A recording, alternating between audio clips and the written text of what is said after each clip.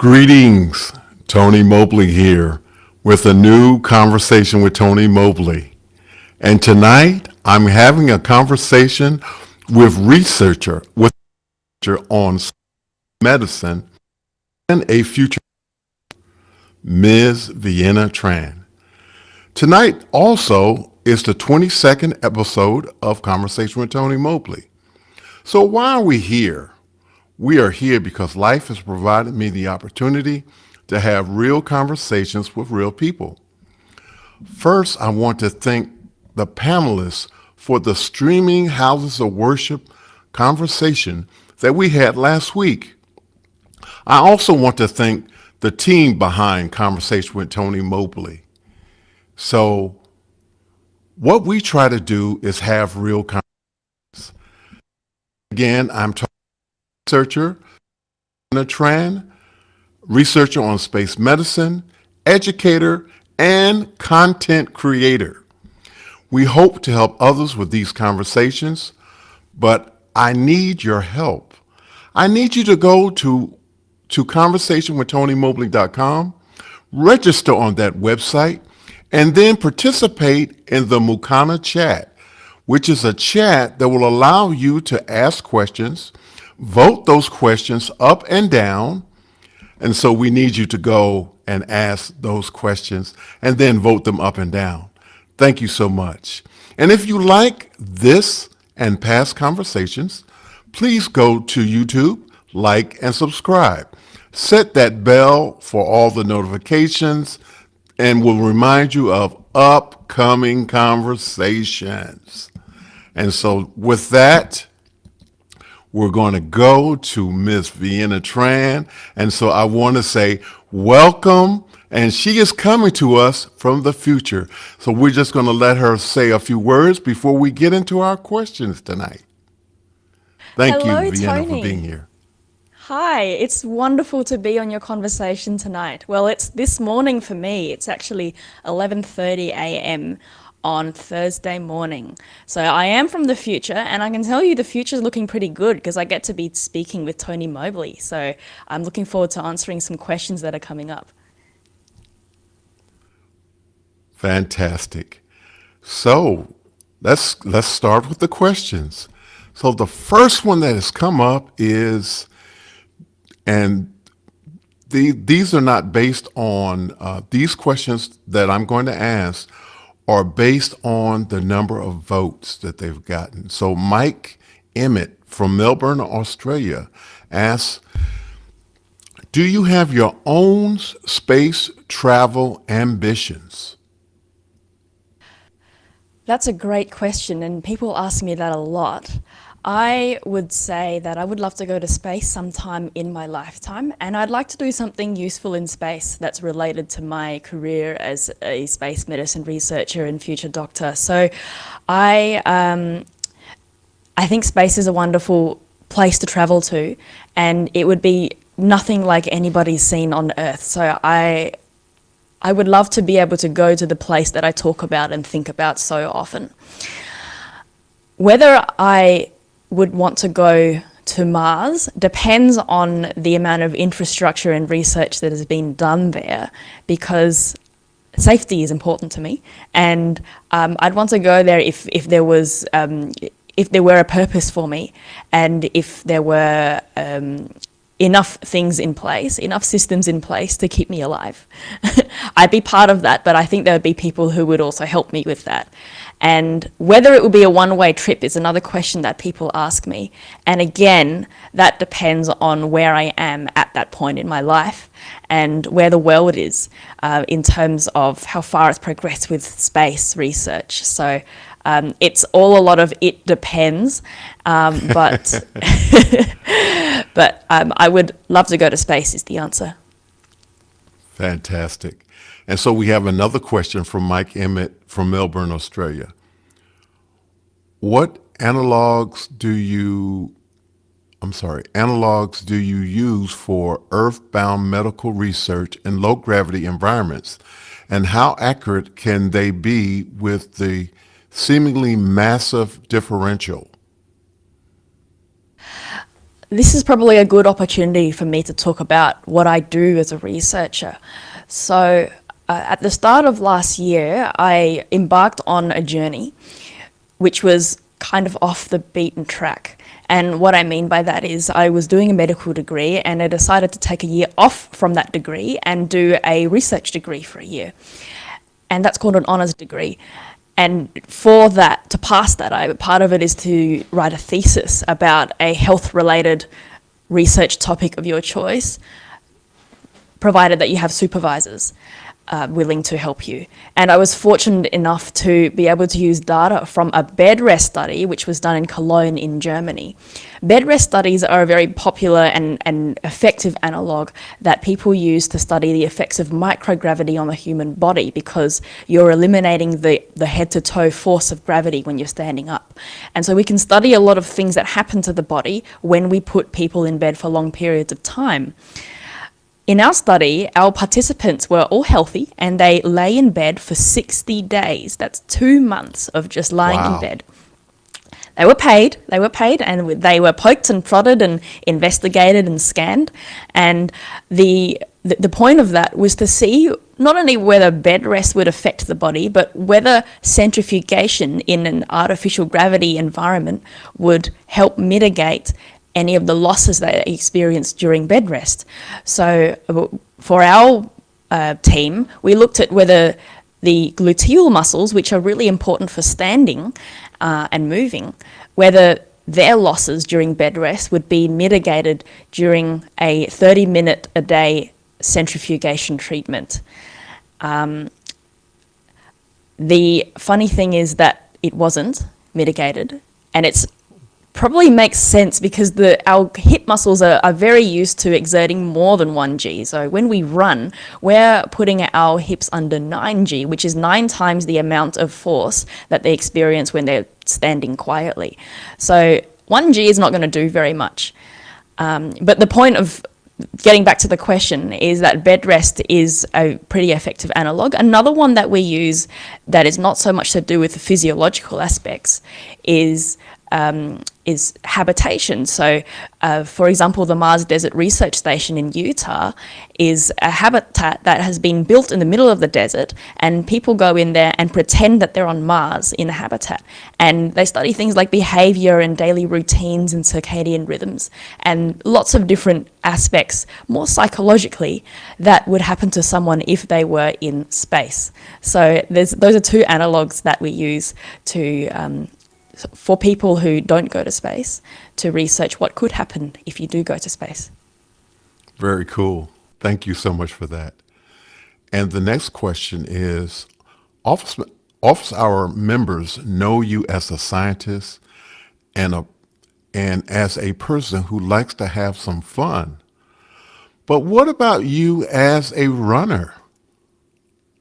Me as a runner, I think I have a photo that I've sent you of me running. I'll tell you about my running journey because it means quite a lot to me.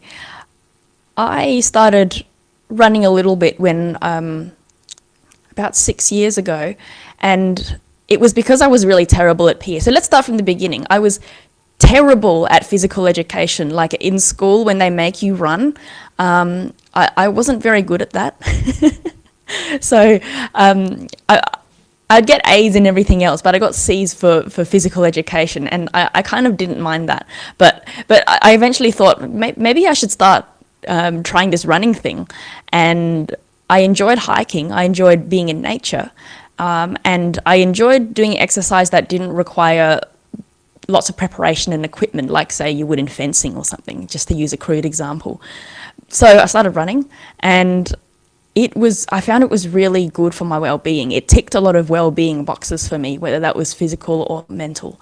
And then a good friend of mine told me, if you can run 12 kilometers, you can run 21. So I did 21, which was a half marathon. And then he said, if you can run a half marathon, you can run a marathon. And I'm like, what are you talking about? That's crazy. And then I did one it would have been 4 years ago. So I've been doing marathons then ever since. And that photo that just came up, that was taken at my most recent marathon in August. I chose that photo because I was smiling in it. and I was smiling through the pain because I was at the 30-kilometer mark.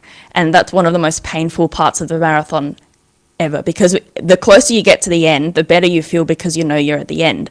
If you're in that awkward middle ground, like say 25 to 30 to 35, it's just smiling through the pain and thinking about the bananas that you get at the end of the race. There's a lot of Very life cool. lessons to be had in that one photo. Wow. Well, thank you for sharing that with us. And we have another question from Mike Emmett from Melbourne, Australia. In popular science fiction culture, space medicine is largely about A&E, magic healing devices, and far edge of human cloning with a bit of stasis thrown in. What does the reality of current space medicine look like? The reality of current space medicine is messy and not glamorous.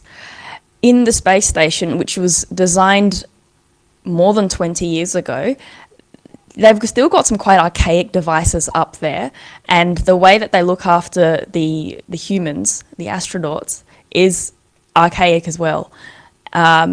For example, the way that they go to the toilet is using a hose and a vacuum, and I'll say no more. But the good thing is that they do recycle that urine so that they can save mass when they resupply the space station. So they don't have to resupply with water. It's the perfect closed system and the perfect model of sustainability. It's wonderful. Not glamorous though. Infectious diseases, bacteria and viruses become more pathogenic in space.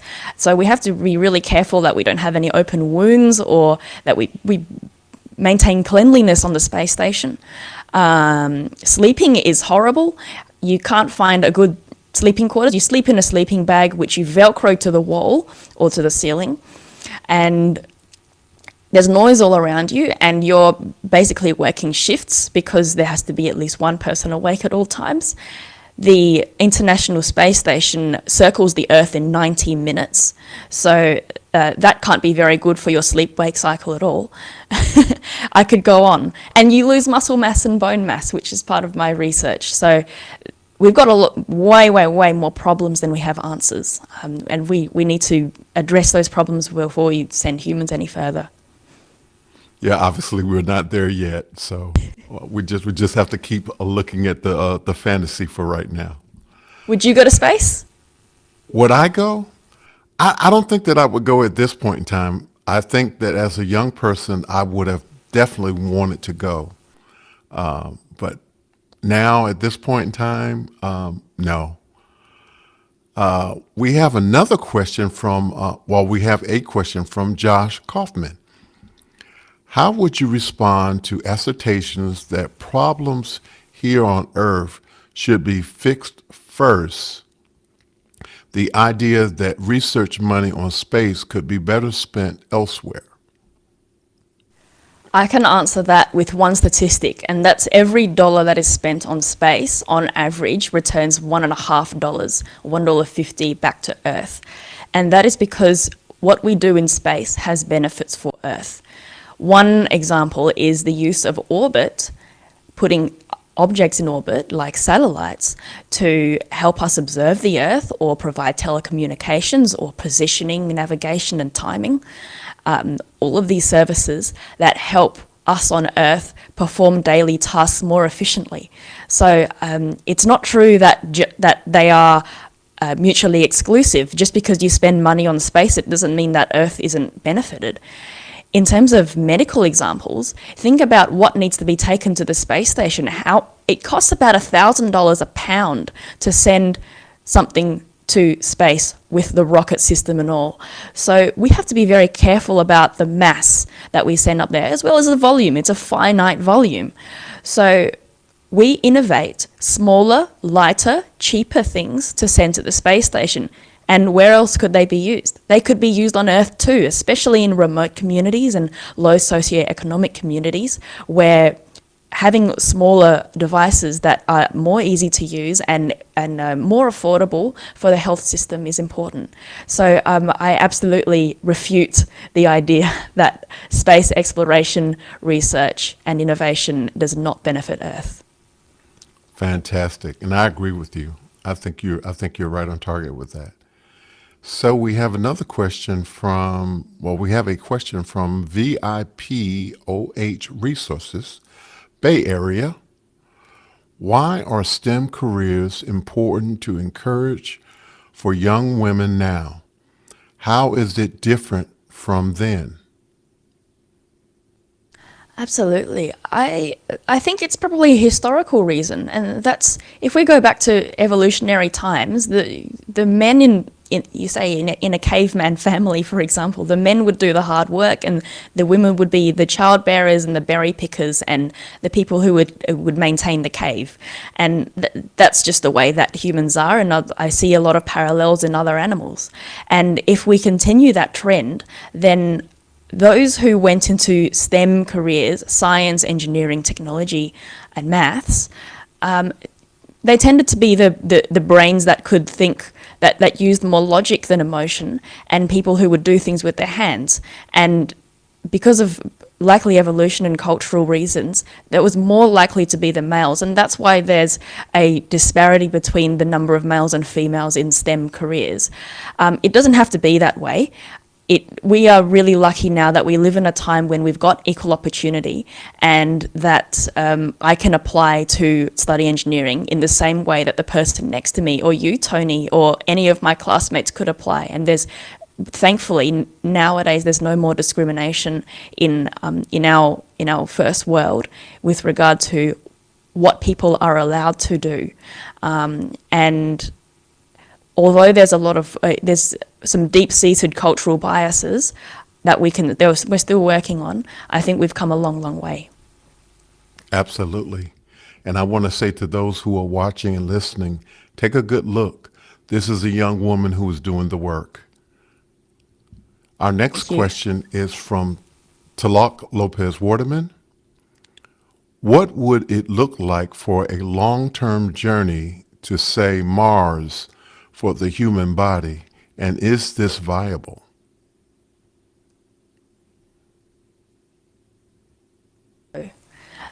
I think that, firstly, if you start with humans being curious creatures and wanting to explore the world around them, we are going to make it viable. If there's a will, there's a way.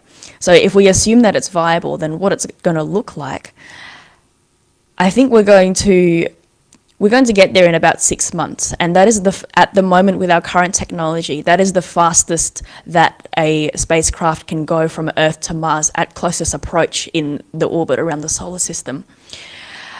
When you get to Mars, you probably spend about 6 months there building or exploring, and it would take another 6 months to go back. So at minimum, it would be an 18-month long round trip. For the human body, 6 months is a relatively long time, but it's not the longest that anyone's been in space. People have been in space for a year continuously. So 6 months isn't too bad for the average healthy astronaut. If we take the average person on the street, that's a different story from someone who's been selected specifically to go to space.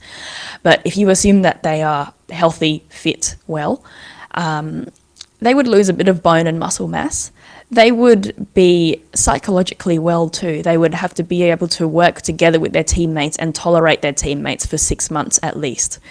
And then you have the issue of radiation. So the International Space Station is still within the Van Allen belts. So it gets protected from the harmful galactic and cosmic rays that come out from deep space. But going to Mars, if you do an 18-month trip to Mars, I learned this recently, that's the equivalent of having one CT scan every 5 days.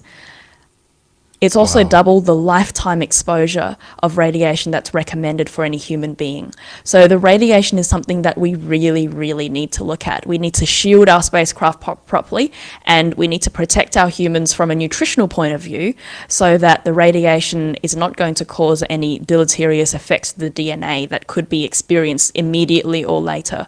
I think that's one of the big things that we're going to have to look at when we go to Mars.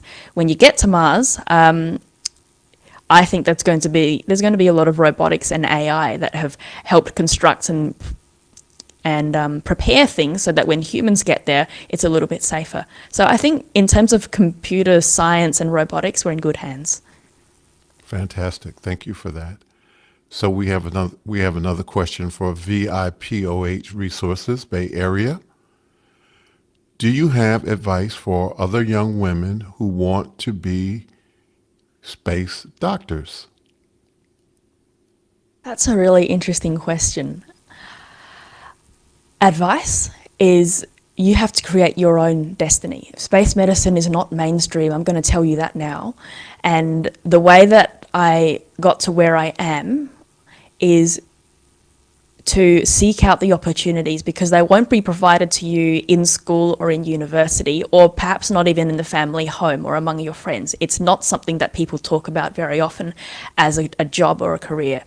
So you need to be proactive, you need to be brave, you need to have courage to speak to people who are on the same path as you are and a little bit ahead of you. And look at yourself and see what parts of you would you need to work on and improve and enhance to be the best space medicine doctor that you can be. For me, it was communication. I used to be very shy and introverted, and public speaking would be something that I just turned my nose up at. But I realized that you've got to be able to talk and you've got to be able to tell other people about what you do so that you can inspire them.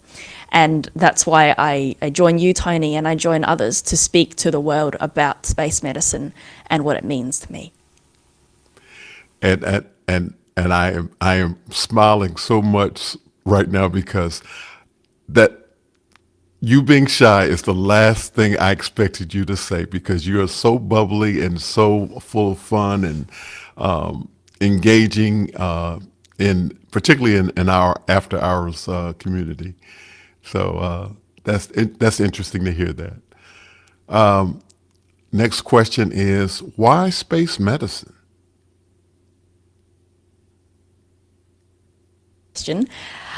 Now, it starts from when I was about 5 or 6, and my father took me to an observatory about 30 minutes from home to look at the moon. And when I saw the moon and the stars up close through a telescope, I was absolutely fascinated that there were things out there that couldn't be seen by the naked eye, and things that we could possibly reach one day. I mean, every kid loves space, but sometimes other interests might take over as kids get older. For me, space was my one true love. All throughout school, I was talking about space and doing projects about space, and that was the space side of it. In year 10, we do something called we do something where we select careers, and we study careers and decide what subject we want to do.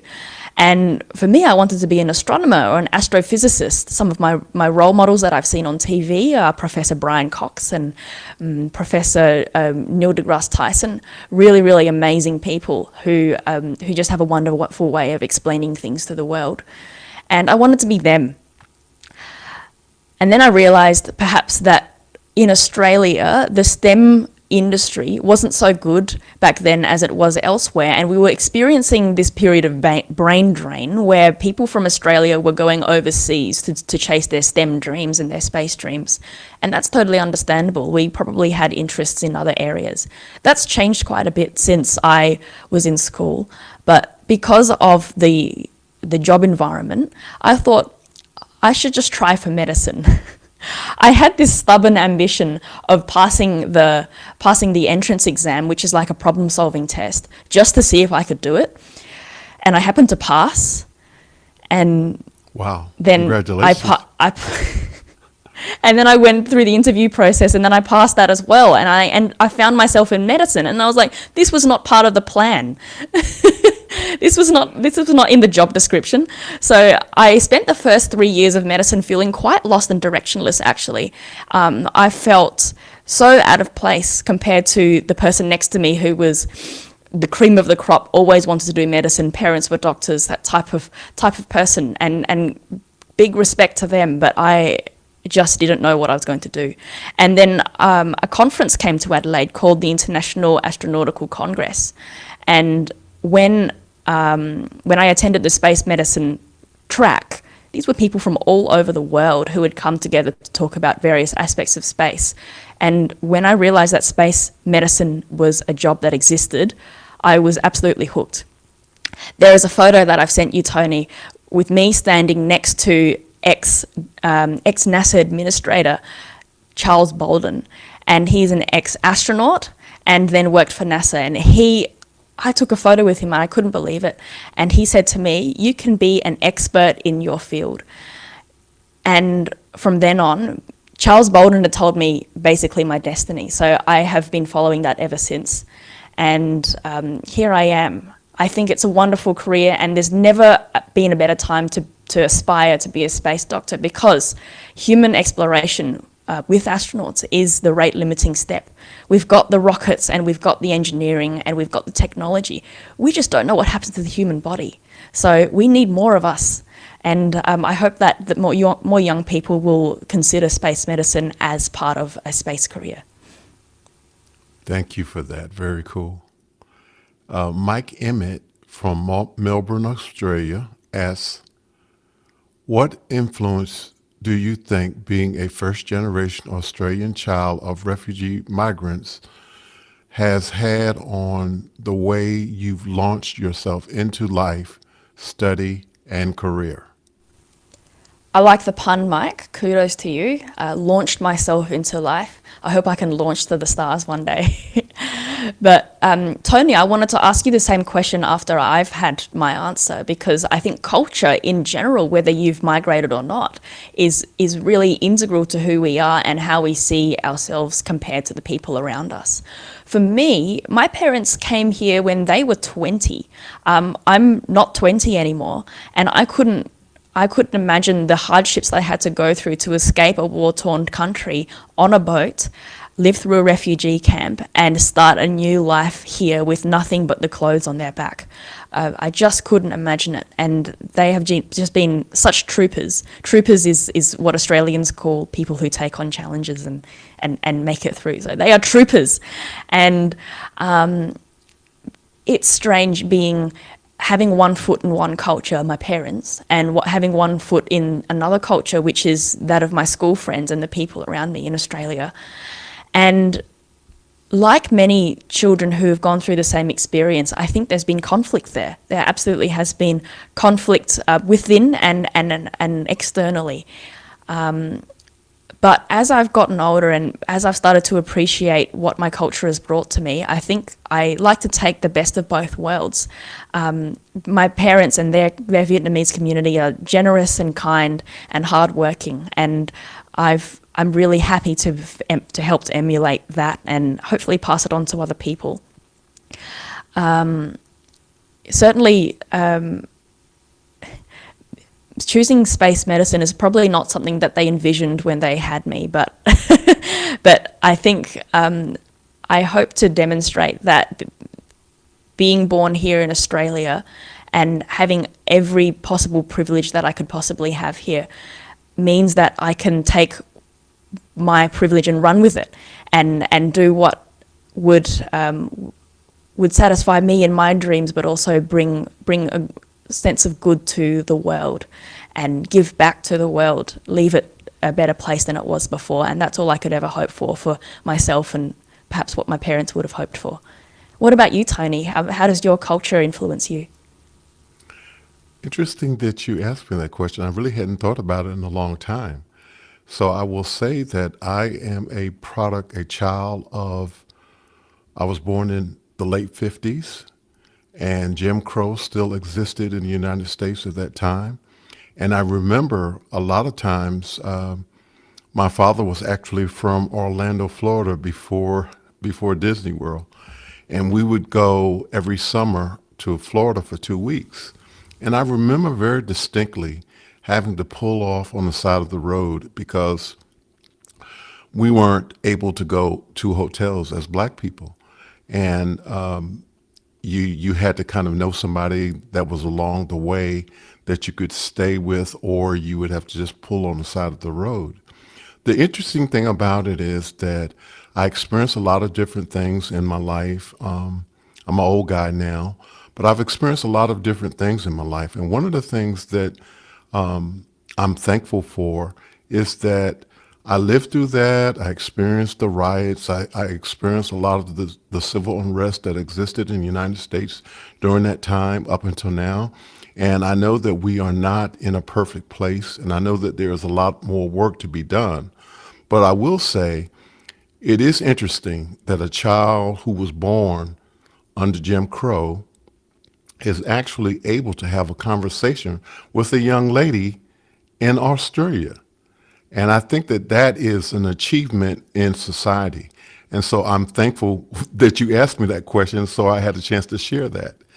So thank you so much for asking me that question.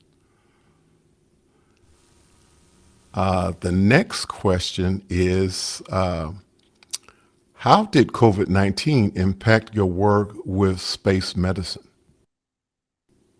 Yeah, so I was really fortunate actually because during COVID in 2020, I was able to do my data analysis at home and do my writing of my thesis at home and use Zoom to talk to my supervisors, which were, by the way, from Australia, the UK, and Italy, and the States.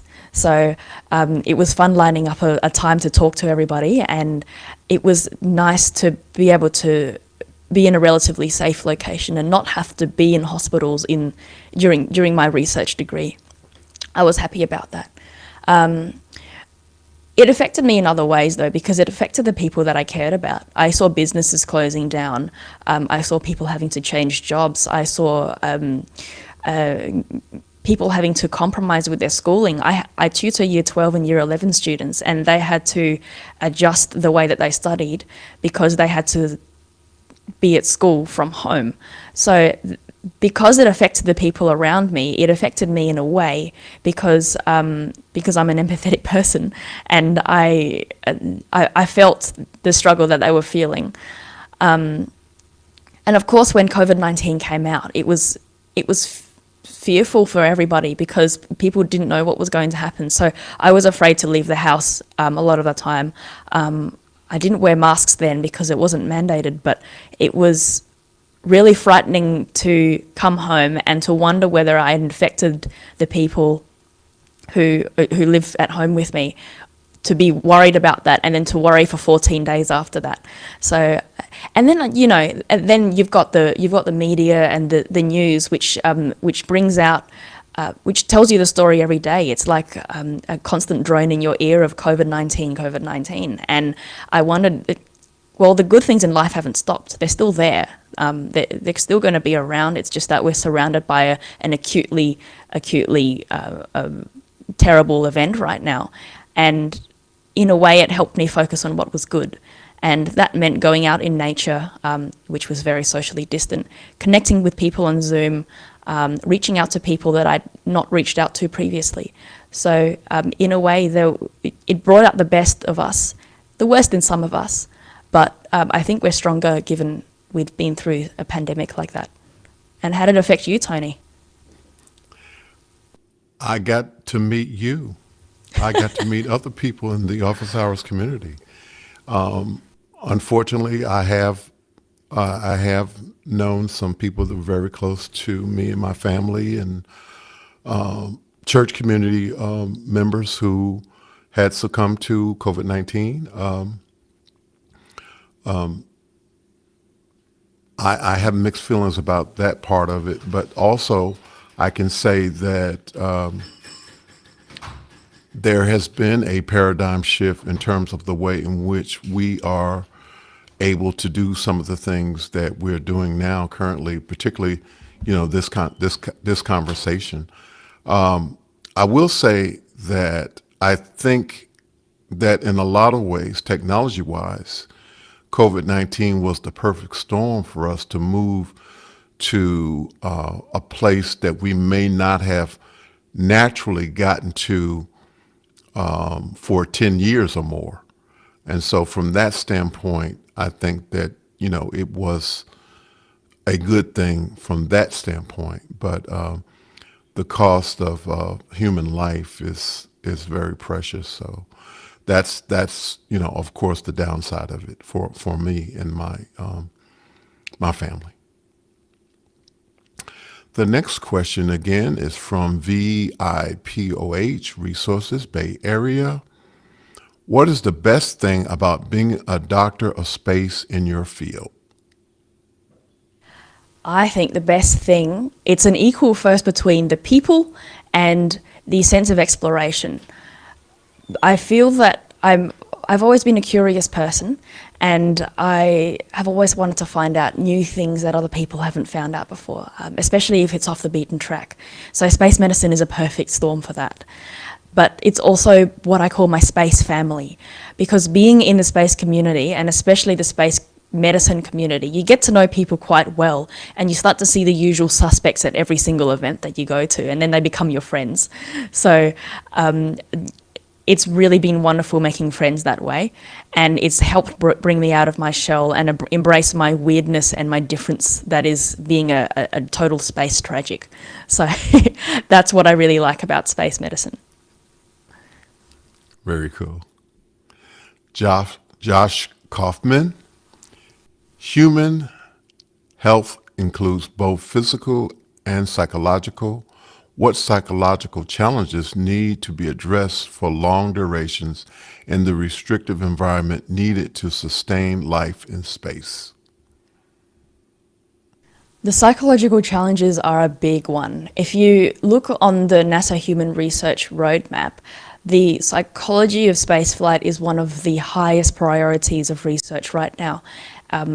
A, because we don't know very much about it, and B, because it exacerbates some of the things that the human mind does not like the most. That's isolation, confinement, and extremes. If we stick with isolation for a second, imagine how you coped in COVID when you couldn't go outside the house and see people. That is just a taste of what one would feel in a spacecraft living with the same people for months on end. And so to mitigate that, you'd have to select for people who are very psychologically and behaviorally healthy and resilient, and get the team get to know each other before they fly together so that they understand the dynamics. But isolation is a huge one, and I think equipping people with the tools to be resilient and to reach out to each other is going to be paramount.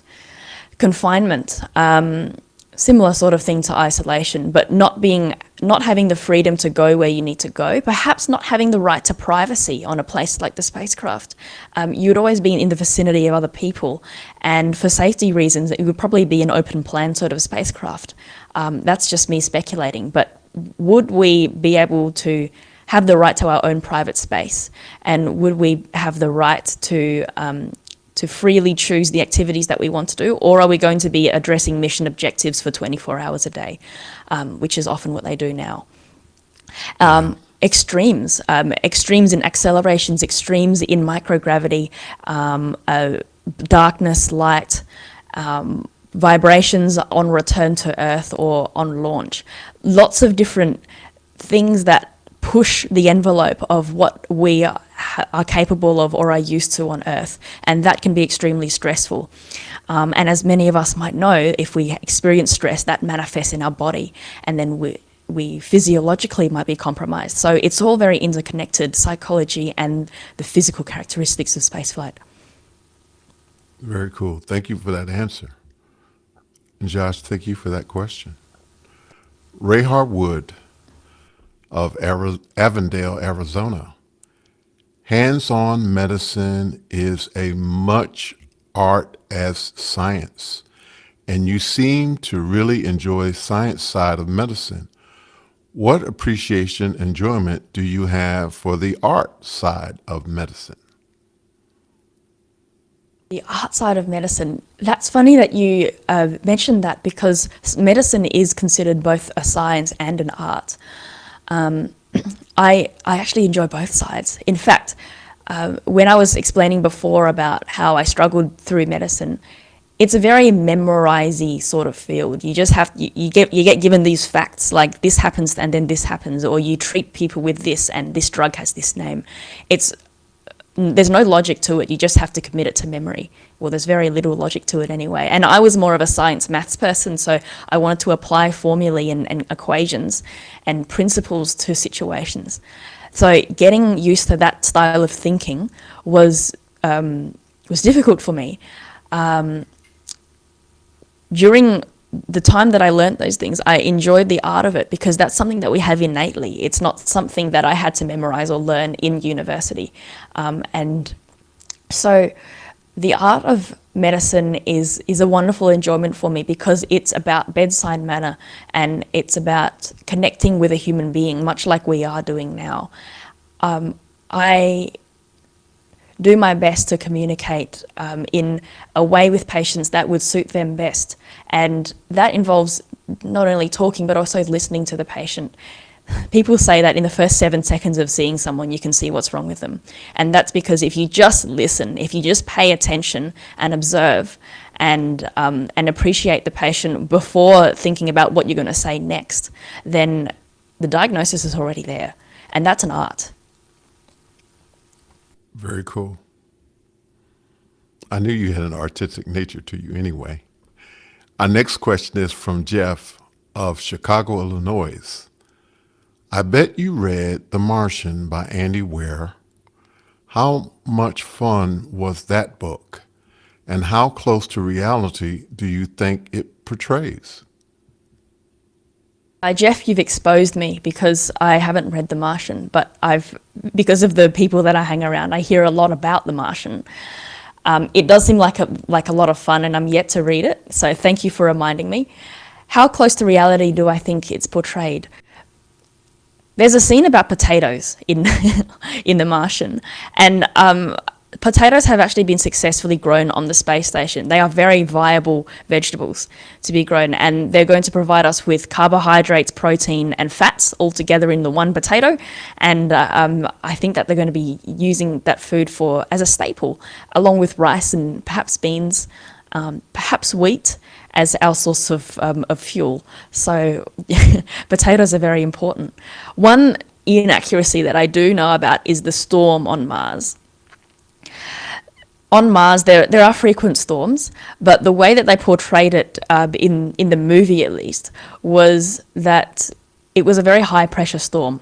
The Mars atmosphere is actually very thin. You couldn't breathe in it if you had no spacesuit.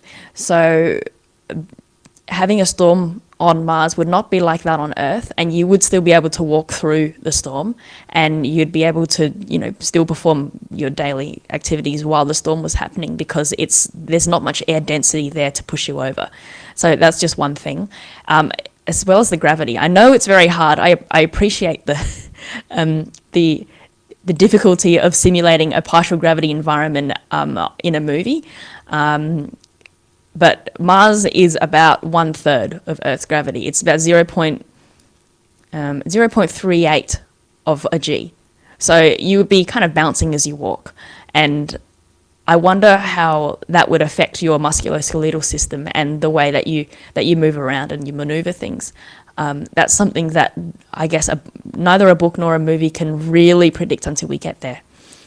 So really interesting connection between science fiction and reality. And one of the things I'll say about the movie anyway is that it was obvious that you needed something more than just potatoes to get through. He did make it through, but he obviously needed something more than just potatoes. Okay, we have another question from Josh Kaufman. Hitch your wagon to a star was the 19th century quote that highlights the importance of striving for lofty aspirational goals. Besides the technical rewards, what less tangible benefits arise from the goal of space exploration? Absolutely. I think it's the satisfaction of our curiosity and the contribution to science. Why do we want to know things? Why do we want to know things that might not be directly relevant to us? Why do we watch documentaries, and why do we learn about animals that don't exist in our country? I just think we love to learn. No matter what age you are and what background you come from, there is always an opportunity, and always this hunger to learn about our world, and that extends to space. So that might not be tangible, and you might not be able to make a business case out of a lot of the space exploration that we do, but we can find out things via science. And we have the scientific side. We can search for water on Mars, and we can understand what it's like to live on another world. But it's not just within the STEM field, and it's not just about the left side of the brain. There are space artists out there and space archaeologists. We need graphic designers. We need musicians. We need people who are going to take the idea of space and convert it into something that the rest of us are going to be able to understand and appreciate. Those beautiful pictures that we see of space, some of them are artist impressions, some of them are photos, granted, but we wouldn't be able to visualize the inside of a nebula if it weren't for an artist. And people who make movies about space, and all sorts of people with artistic brains are going to be part of the space community. And these are benefits that are no less tangible than business cases and economic drive. So I think space is a very all-encompassing and multidisciplinary field, and no matter what you're into or what you do, there's a place that you can have in the space community. Wow, powerful. Thank you. Thank you for sharing that. Josh Kaufman again. As an educator, how do you infect your students with enthusiasm in the subjects that you teach? What challenges do you face, i.e. empathy for subject, understanding of application, or the benefit of the material, or lack of resources, etc.? That's a great question, Josh. You're too smart for me. And we don't use the word infect in 2021, by the way, but I'll let you off this time. How do you infect your students? How do you influence your students with enthusiasm in the subjects that you teach? I think it's very innate. How do I not do it? It just comes through when I talk about something that I love, and oftentimes a student will come in to have a lesson with me, or I'll speak at the Space Discovery Centre here in Adelaide to a group of people. There's an image that I've sent you of me speaking to people at the centre, which is awesome. A lot of them, they will come in not looking very enthusiastic and feeling like they have to be there. And after that, when they realise that they've actually understood something, when they have that light bulb moment, that's when they start engaging with the subject. A few tips and tricks that I use is to relate it to their daily life. I had a student who really liked basketball, so I would communicate physics in terms of basketball to them. Or, there's my picture. And sports is something that really gets to kids who play and watch sport. Pets as well, animals. If they have a pet, I ask them about their pet and what does their pet do, and relate that back to their subject.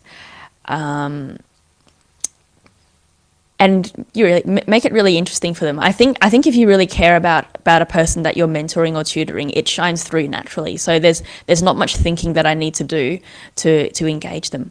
In terms of challenges that I face, it's the school system. And the way that it happens here in Australia is that there are a lot of subjects that students have to learn before they get to year 12, where they have complete choice. And when students are forced to learn something that they can't see the relevance for, then you're already facing a challenge there. The examination system is also, I believe, something that's very stressful, unnecessary, and not representative of the real world.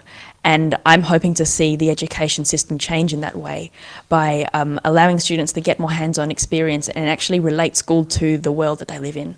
That's a challenge that I hope we're going to overcome together. Very powerful, and I would encourage you to. I know that you are busy and you have your hands full, but I know that we would really appreciate your input in the conversation, not in the conversations, in office hours on Saturdays, where we have educators who come and talk and try to figure stuff out, and they are representative all over the world, and it's not on YouTube, and they just try to figure things out. So I just wanted to extend that invitation to you as well. Thank you. Josh Kaufman is back again from Pittsburgh, Pennsylvania. Can you describe a typical day at work, maybe even an atypical one? A typical day at work for me now is going to be something like this. So I wake up in the morning, snooze the alarm, and wake up again. And eventually I will actually become vertical, and then I will go to the hospital and I will join with my team at the hospital, talk through the patients that we're going to see today, and make a plan and go and see them together on a ward round. And then after we've done the ward round, we do jobs for the patient. So whether that be taking blood or analysing results or sending a patient to a scan, or discharging a patient, that's what we do day to day. And that's going to be my life for the next few years. When I go home from that job, however, that's when the real fun begins, because then I'll probably speak with my research team, or I'll speak to a student who has asked me for some help or some guidance with careers. I'll get on after hours and I'll say ahoy to everybody, which makes me feel really happy. I'll go for a run, and I'll make a really simple meal for dinner, and then I'll just perhaps read a book, watch a movie, or answer emails, and then I'll go to sleep. And that's what a typical day at work is. At this stage in my life, there's a lot of things that I have to do that are constrained, like work. Work is going to be the most important thing to me. But when I'm not at work, then I'm having fun. And I hope that I never have to lose that for my job. I'd like to still maintain a balance of work and fun all the time. Very cool. Mike Emmett from Melbourne, Australia asks, you are valued and loved member of office hours community. How did you come to be there and find your place there? That's a lovely question. Tony, I'd like to ask you about that as well at the end of my answer. But how did I come to find my place there? I don't know. people welcomed me. I didn't insert myself like deliberately into the community. I kind of came and listened in. I started with what we call lurking, which is where you don't turn your video or your microphone on, and you just listen to what people have to say. And then I turned my video on for the first time, and then Alex says, "Hi, Vienna," and then I have to talk about what I do and all that. And as the more appearances that I make, the more people that I get to know, and I get to know them from a technical perspective and what they're good at, but also them as a human being and the way that they interact.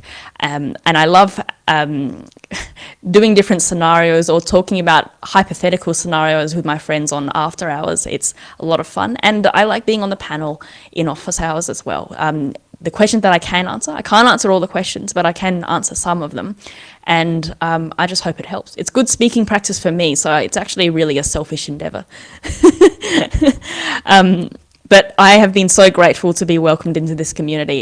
It's all you guys. I didn't have to do anything to feel welcome. It was just everybody's kindness and sense of welcoming, including you, Tony, so thank you.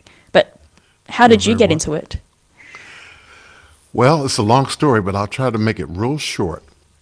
So at the time, just before the pandemic officially started, I was diagnosed with cancer. And during the beginning of that cancer treatment, I heard Alex Lindsay talking about office hours on MacBreak Weekly, and I also saw a few tweets from him on Twitter about office hours. And so I came in and I was embraced by a member of office hours who's no longer with us. His name was Mike Andrews. And I came on with horrible cameras. I mean, a old MacBook Pro in the bedroom, lights crazy, silhouette. And he continued to encourage me to be on. And I felt horrible about being on camera, but I kept being encouraged to be on camera. And so they allowed me to hang around. And so I stayed. And I was able to start getting a little bit better. And I love the heart and the spirit of office hours from this standpoint, Vienna. One of the things that has allowed Conversation with Tony Mobley to exist is that the heart of office hours has been that regardless to where you are, regardless to your politics, regardless to your religion, regardless to the way you look, you are embraced and you are encouraged. This community is built around the idea of video production. But the fact of the matter is that it goes beyond video production. And because it was able to break down barriers, because it was able to break down walls, I wanted to be in a position to share the heart and spirit of what happens in office hours with the larger community. And so that is why Conversations with Tony Mobley exist. And so I think that this is the first time that I've actually shared this on Conversation with Tony Mobley. But essentially, the idea is that, I was told that this was naive, that you shouldn't try to do this, and this is unrealistic. And as a person who understands my mortality is not too far away, I said to myself, why not have an opportunity to engage with people? And I'm so glad that I did. And I'm so glad that office hours supported me. And I'm so glad that I'm able to have a conversation with a person like you who's on the cutting edge of being able to do space medicine, who is engaging and personable, and who I'm learning even more things about tonight. And there are so many other members of the office hours community that have similar stories and that are doing increasingly wonderful things in their individual communities. And it is what Alex Lindsay says all the time, a global conversation where nobody is left behind. And I know you didn't ask me for all of that, but you opened up the door, and so I walked in a little bit. And so thank you for asking me the question. So the interviewer interviews the moderator. So here we go. So thank you. Thank you, You're Vienna, absolutely welcome. I mean, it is a conversation with Tony Mobley. It's not a monologue to Tony Mobley. So Well, you're right. I want to learn about you too. Well, thank you for that. And so I hope that is helpful to those who are listening and watching, and will watch the replay. Yeah. So this is, why not? That was one of the things you said earlier today. Why not? Why not have the conversation? And the other thing too about it is this. If you think about it from the standpoint, this is being done through VDO Ninja, and there's AWS and all these other technical things and tools and overlays and graphics and all of these wonderful things. But the heart of the matter is that there is something about what has happened in office hours, and there is a heart aspect to this whole thing. And I don't want to get preachy, but there is a spirit, there's a force that's going on that is beyond even the technology that's being used. And I'm going to stop there and just go to the next question by Charles Klein. And he says, what are your thoughts on gene sequencing technologies like CRISPR, and what could be its impact on space research? Charles, I love that question. At the Space Discovery Centre, we have an ethics station where people can come and answer questions that make them think. And there's no right or wrong answer to this. But one of the questions that I can think of is about genetic modification. How far would you be willing to go if you wanted to go to space? Would you be willing to leave your family and your dog? Would you be willing to eat out of a packet, pureed food? Would you be willing to get your appendix removed like they do when you winter in Antarctica? Because if you have appendicitis in the middle of Antarctica, you don't have any help. Would you be willing to do that? Would you be willing to lose a part of your body? What other parts of your body would you be willing to leave behind so that you could be safer when you went to space? Would you be willing to get genetic modification? This is what CRISPR is, modifying your own genes so that you could be safer in space, so that you could cope with the effects of the space environment. Like, could you genetically modify yourself to not lose so much bone and muscle mass, or to not faint if you are suddenly put under a high level of G, or to not become psychotic under isolative conditions? So there's so many dangers of space flight that we could possibly modify using CRISPR. Now, there's a lot of red tape to that. There's a lot of red tape to even trying to answer that question.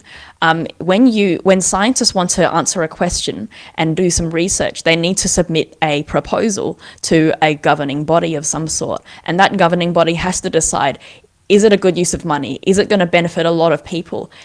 Is it ethical? Is it financially viable? Is it all of these things, all of these barriers that that may come up when you try to be adventurous and answer a question like this? I have no doubt it's going to happen some way or another. We are going to investigate whether genetic modification will help the human being survive. It's going to take a long time, though, with all of that, all of those barriers. I think it's going to be very interesting. I'm conflicted about the ethics. I'm conflicted about whether we should be allowed to childbear and pass on our genetics to children who have not consented to be born into a dangerous environment, and whether those genes would be even passed on. There's a lot of complexities there, but I think somebody's going to help answer those questions, because we're curious. We need to find out. We can't just hold back. So I think those are my thoughts. Wow. Thank you for that. The next question is from Roscoe from Brea, California. Who has been your mentor in space and in life, and how do you hope to mentor the next generation? I've had a lot of mentors over the years. I don't know if they'll ever see this video, but I'm shouting out to Rowena, Brett, Ross Philpott and Kingsley. They are doctors who are either space medicine researchers or huge space enthusiasts who have reached out to me and been willing to guide me on my own road. They are people in a way who have been who have trodden part of the path that I've trodden, but maybe in a slightly different direction or a slightly different time. And I put so much value into people's wisdom and experience. So I'm glad that there are people like me out there, and I consider anybody who's willing to pass on their wisdom as my mentor. That includes Carl Asmussen. He's my best friend and one of my closest mentors, and he's a frequenter of office hours, and he's taught me a lot about how to improve my persona and my skills to be able to understand the space industry and how to get into it. So shout out to him as well. I have so many mentors I can call mentors that I wouldn't be able to count right now. How do I hope to mentor the next generation? By emulating the people who have mentored me, and by being absolutely selfless about it. When kids want to speak to me for 2 hours on Zoom when they've just met me about how space medicine works, I just do it. This is something, the value that I get out of it is I benefit from mentoring in the same way that they might benefit from mentoring. So it is absolutely a two-way street. And I hope that it's only my best hope that I can pass that on to the next generation and leave something behind, so that when I'm not around, then they can carry that on, and so that I have an impact on whoever is interested in learning about space, medicine, and life. So that's how I hope to do it. Very cool. The next question is, can you talk about your future projects? The one thing that comes to mind that's not space related is being in the remotes band.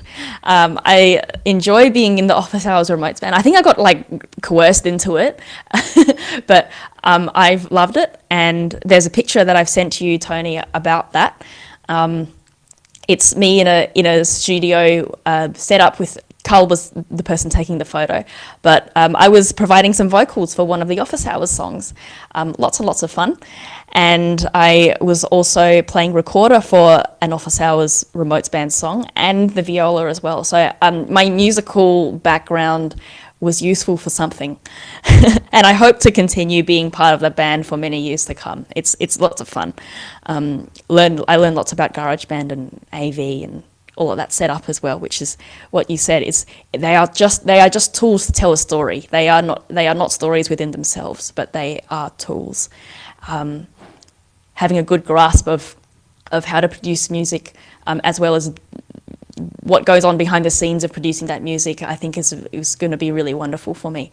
Other future projects on After Hours, shout out to Husso and Mike Emmett. We're just basically the class clowns of After Hours, and I apologise in advance, but I don't really, because we have so much fun thinking about different scenarios and acting out different hypotheticals. Always about AV. We always relate it back to AV, but there's just something. I think there's like a podcast or a show that's going to be born out of the fun that we have on After Hours. I can feel it. Future projects in terms of, I'm so excited, and I'm sure you've got lots in the works as well for yourself, Tony. I'm doing my best job of trying to further conversation with Tony Mobley right now, and it's a challenge. But I'm so thankful for the support of the office hours community, and in a lot of different ways. Yeah. I have lots of faith in you too, Tony. Future projects in terms of space, I just want to keep upskilling. Here is where I upskill and improve my research skills, improve my networks. There's a chance that I'll be participating in a bed rest study as a researcher mid next year, so it'll be similar to what I explained before, and all of that data will come together and form a big sample size. So, but really, short term, I just want to be the best doctor that I can while working in a hospital, and that will put me in good stead to be a space doctor one day. Very cool. Thank you so much for that. Please talk about being a female scientist. I'm grateful that I live in a time where there's a lot more acceptance for the different people in all different sorts of careers. I'm fortunate that I've been accepted into that community. Part of it is the culture around me, but part of it is that I have to have courage as well, and I have the confidence and the belief in myself that no part of my demographic is going to affect the contribution that I make to science, and that helps a lot. I do have to say that it's nice being among other female scientists who have a really nice, caring nature, and we can talk about things that such as what it's like to say be a female in space, right? Because the female human body, less than a fifth of the people who have been to space are women. So I would be really interested to know how the human body is different in space, whether you're a male or a female. And we do need female advocates in science to advocate for the astronauts who go to space who are women. So I think that the more that we have people who are different and from different backgrounds and different genders, the better it's going to be for research in general. Very cool. Thank you for that. Daniel Goldstein of Baltimore, Maryland asks, who is your favorite Star Trek doctor and why? I haven't seen Star Trek. I'm going to be real honest right now. I have not seen Star Trek, but I'm sure the doctors on there are amazing. Have you seen Star Trek, Tony? Oh yes, I am a Trekkie. Tell me about your favorite I like doctor. all Star Trek, new and old. I love it all, and so I don't know that I have a favorite doctor. I guess I'll just have to go with the first doctor on Star Trek, and that's Dr. McCoy. So, and why? Because he presents himself as an old country doctor in the midst of this world of the 23rd century with all this amazing technology. And so I just thought it was an interesting contrast. So that's the way I'll answer that question. The next question is from Josh Kaufman, Pittsburgh, Pennsylvania. Robotics probes arguably can go further and deeper into the cosmos and have provided a wealth of knowledge. What is a good argument for the expense of sending humans into space? What can humans do that intelligent machines cannot? Humans can apply complex reasoning and emotion to decisions that involve other humans. Our intelligent machines are only as good as the humans that create them. And if intelligent machines are to make decisions, that is only because a human has told them to make a decision based on those parameters. But there is always a human behind the scenes of any intelligent machine. What is a good argument for the expense of sending humans into space? If the machine goes and the machine breaks, there is no contingency. There needs to be a human there to think on the spot under pressure. And I mean, we've got an intelligent machine right here. So we are the governing machine that is going to be the master of the robotic equipment that we send to space. So I think we need a combination of both. Robots are good for areas where it may not be so safe to build or it may not be so safe to explore. We can sacrifice robots for that to an extent.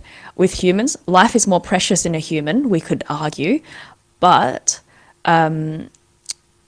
humans will always be part of the equation when it comes to human exploration. It's not robot exploration for a reason. Astronauts are not robots, they're human beings. We have to go, and we will be supported by robots. We'll work in tandem.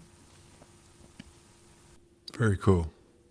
Next question is, what are you most concerned about for the future?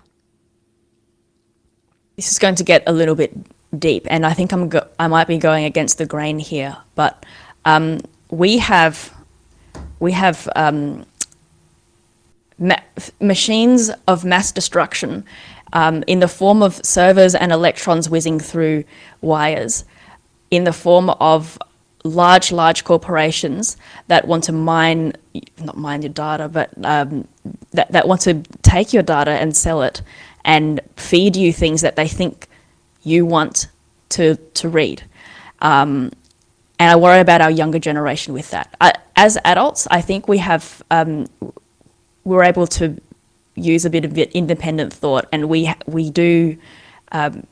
There is a time that we remember where we were connected completely with reality, but I think a lot of our young people spend a lot of time not in reality, connected to the internet and speaking to their friends via text, which is not a very high fidelity way of connecting with others, with other humans in general. So this is very hard to explain for me because I worry about the kids who they come in through the Discovery Centre, they do a circle of the gallery for 10 minutes and then they're back on their phone because they were distracted, their mind was divided. I worry about divided minds because I think it's going to be a cause of an epidemic of mental health conditions, isolation, confinement and extremes, and perhaps a lack of connection to community. I hope that we can use technology for good and that we can connect with community in combination with technology going forward. Thank you for that answer. Talak Lopez Waterman asked a question from YouTube that's actually from Beauty Bubble. And the question is, how is faith integrated with space medicine? Thank you. Hey, Rachel. Happy to answer your question. I think that faith is an integral part of a lot of people on Earth. And as more people of more backgrounds go to space, faith is going to be a consideration because it's so integral, and to cater to all different faiths and to allow for faith to happen, and people to engage in their own faith before, during and after flight is going to be important, and it's going to allow for greater access and a greater diversity of people who go to space. So I think just as it was really interesting, I went to a place called International Space University and we were designing habitats on Mars. We're designing cities on Mars, actually, and what sort of buildings, what sort of facilities you would need to put in an urban community where you'd have your hospital, you'd have your shops, you'd have your play space. But almost every group in the room drew something like a house of worship as part of a city on Mars. We just need that. It is part of it. And I'm not just saying that because Adelaide is the city of churches, because every corner that you go to, there's a church. But we need a place for spirituality. Whether you have faith in a deity or whether you're a spiritual person, I think that's going to be part of our well-being. So that needs to be considered when we build things, when we create countermeasures for humans. And for physical, psychological, social well-being, we do need to be able to practice our faith. I think that's a great answer. Thank you so much for sharing that. Douglas Carmichael, his question is, what potential do you see in small satellites, CubeSats, for example, democratizing space? Here's the simple answer. CubeSats are actually, if you put up that image of me holding a CubeSat frame to an audience, you'll be able to see how small a CubeSat actually is. I have a ruler here. A CubeSat is 10 centimeters by 10 centimeters in length and height and 10 centimeters deep. It's a cube this big. I can hold it. You can send that to space. You can put electronics in it. And you can put solar panels, you can put communications, lots of different devices in it and send it to space. Satellites weren't always like that. They were the size of a room decades ago. And now that they're so cheap, small, easy to use, easy to make by schools, universities, individuals, businesses alike, you can pop that on a rocket for a lot cheaper than you used to be able to. And you can send that satellite to space and collect data that you want. And that's becoming more and more accessible. So that's how I see these small innovations democratizing space. Okay. Our next question is, it's actually a question from Mr. Keenan Campbell from Princeton, Illinois. And you have really kind of answered this question, but I'm going to ask it again, and maybe if you want to add something to your earlier answer. What first interested you in space medicine? Well, being interested in space from a young age and also wanting to help people at a large scale. practicing medicine is very rewarding for me. Although I'm an introvert, I love connecting with people when my purpose is to help them.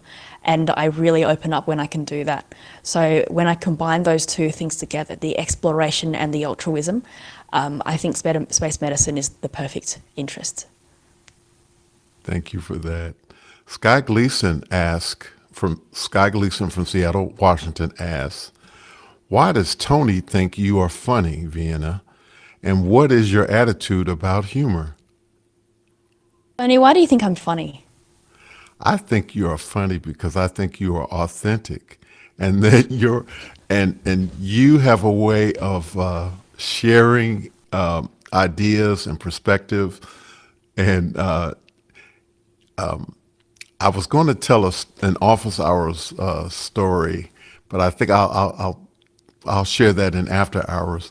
But you have demonstrated time and time again that you have a great sense of humor, and you don't mind letting others know that you have that great sense of humor. I'm really glad you appreciate that, because everybody has different humor tastes. So I'm glad that I can humor you. What is my attitude about humor? It is a very, very mature way of bringing joy to people and coping. We often, without knowing, we use humor to be able to cope with the troubles that we have and make light of a situation that would otherwise be serious and unattractive to talk about. So I think humor is extremely important. Laughing biologically generates endorphins in our body that are good for us, and I think that's many arguments to be able to laugh and use humor with each other. I think it's really important. Thank you for that. I hope that answers your question, Sky. Douglas Carmichael asked, I remember in an article that one reason why there is a leave the area alert before engine ignition in that the sound waves themselves can stop a human heart. Is that true? Not that I've heard. I would have to look that up, Douglas. That's a very, very interesting point you've made. The way that we stop a human heart is electrically, not with sound waves bringing kinetic energy to the body. The human heart is a very, very independent organ that moves via electrical signals. So that's the only way that we do it traditionally. But I would have to look it up and see. Okay, great. Thank you. Thank you for that. Okay, I'm sorry, go ahead. No, go on. Okay. What lessons have you learned from your parents that you are using today? Work hard, be kind to people, and respect your elders. And I know that sounds heaps lame coming from a Gen Z, but I think they bring so much wisdom and experience that we have no idea what other people have been through. And I like to say that, the map of the world is right under your nose, and that's for two reasons. It's because, you can look down at your feet and you can look up at the world and you can navigate where you're going from there. We also have our mobile devices where we can look at maps, but we also have our mouth. Our mouth is right under our nose. If we want to learn about the world, all we need to do is ask. And I love finding out more about my culture and talking to my uncles and aunts and grandparents about what life was like for them, because although it's completely different from mine, it's still part of me and my history. Absolutely. Can you speak to what motivates you? People around me and the hope that I'll be able to find out something that no one ever has been able to find out. I honestly think I get a lot of good energy from people who emulate what I want to emulate. So whether that be kindness, whether that be a good sense of humour, diligence, generosity, curiosity, I honestly think I'm just a product of the people around me. So I'm just lucky to have those people who can be my role models. Very cool. The next question is, you have a great sense of humor, and this question comes from Tony Mobley. So you have a great sense of humor. Where or who did it come from? Mike Emmett. No, I'm joking. I just wanted to put that in there. I think, again, it's to do with, and I'm not going to deny people that everyone has good times and bad times. And to cope with the bad times, you use humor, whether that is looking up stand-up comedy on YouTube or popping into after hours and making a joke and having people laugh at me. I just, I really enjoy having that effect on people. Thank you for that. Douglas Carmichael is back, and he says, I've heard that one reason why you hear a crackling sound when a rocket engine has ignited is because the sound waves are folding on top of themselves and in the atmosphere or distorting. Can that happen outside of the electronic realm? Good question, Douglas. It does happen outside of the electronic realm. That's the way that it happens. So if you're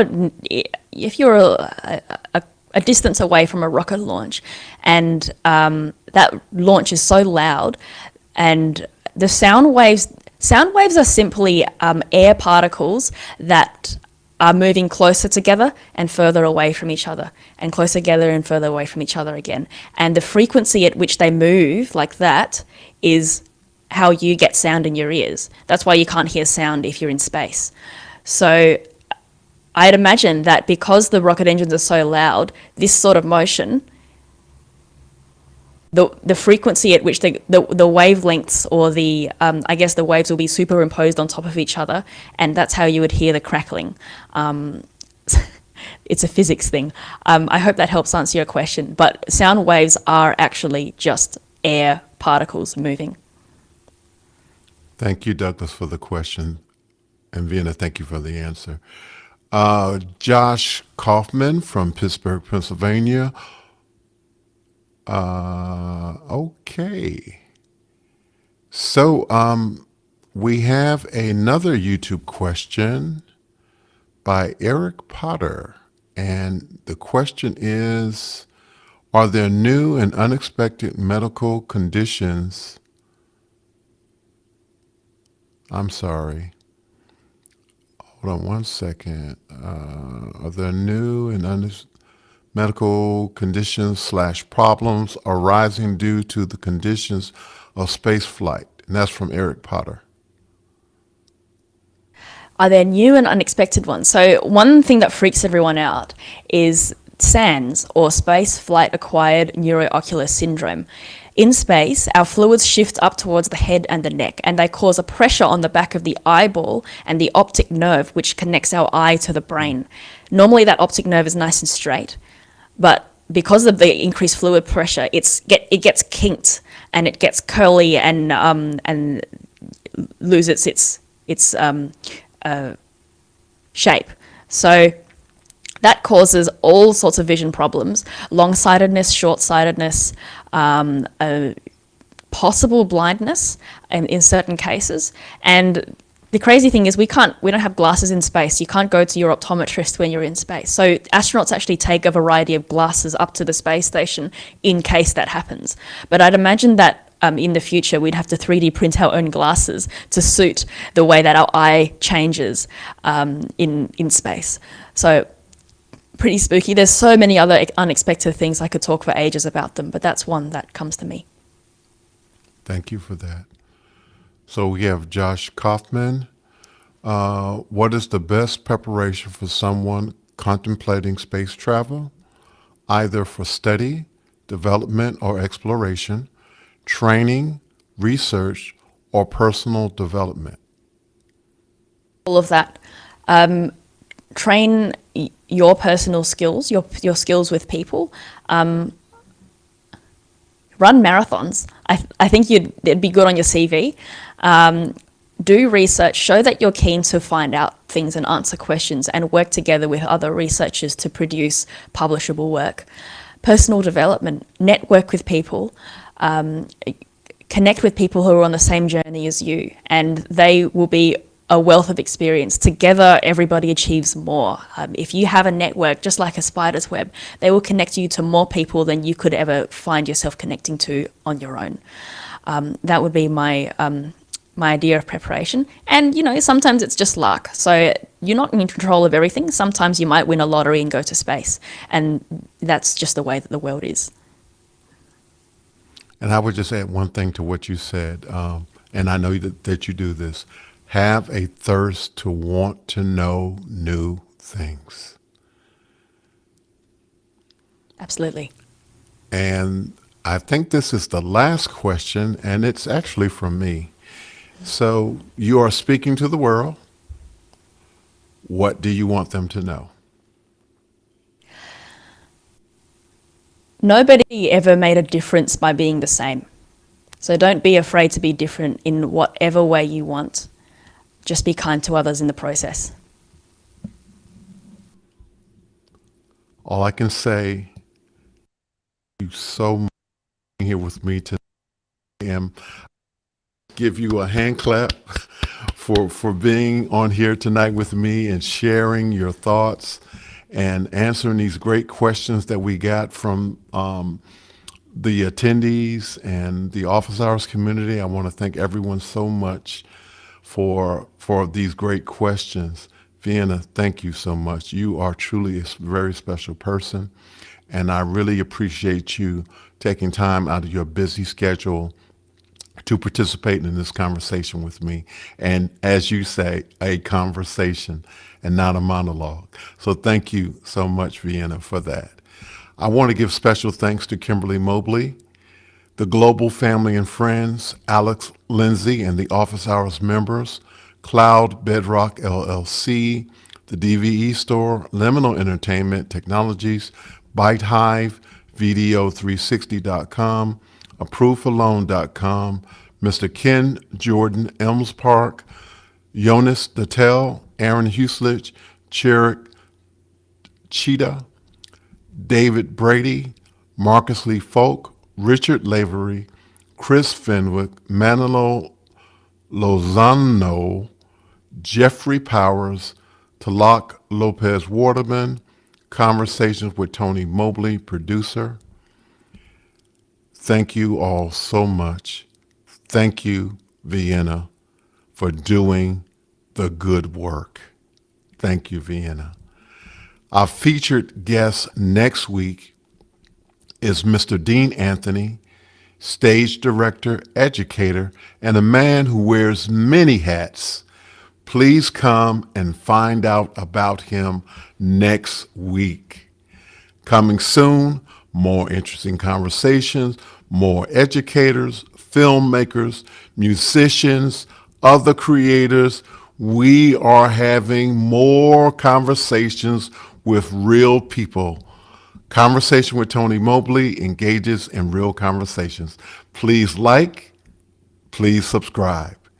And you have an invitation to come to After Hours, which is a part of the Office Hours community, and we will have a conversation there. And again, everyone, thank you so much. This has been a great conversation. Thank you so much. Take care. Good night. See you next week. Conversations with Tony Mobley. Thank you. Take care. Bye-bye.